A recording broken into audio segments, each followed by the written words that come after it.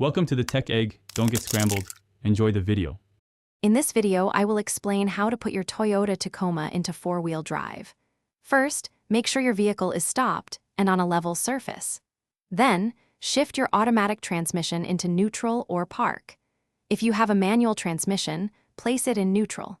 This prepares your Tacoma for a smooth transition into four-wheel drive, ensuring the system can engage properly and safely. To engage four-wheel drive high, simply move the transfer case lever from 2H to 4H. You can do this while driving at speeds under 62 miles per hour, but it's often best to be stopped or moving very slowly. Once engaged, drive a short distance in a straight line to allow the system to fully lock in. The four-wheel drive indicator light on your dashboard will confirm engagement. For more challenging terrain, you'll want to engage four-wheel drive low. First, bring your Tacoma to a complete stop and shift the transmission into neutral.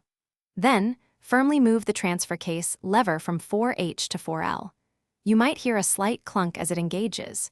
Drive slowly to confirm the engagement, and remember that four-wheel drive low is for very low speeds and maximum traction. To disengage four-wheel drive, especially from four-wheel drive low, stop your vehicle and shift into neutral or park.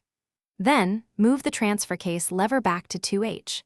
If the four-wheel drive indicator light remains on, drive forward or backward a short distance, perhaps 10 to 15 feet, to allow the system to fully disengage. This ensures a smooth return to two-wheel drive. Thanks for watching. Consider subscribing if I helped unscramble your problems.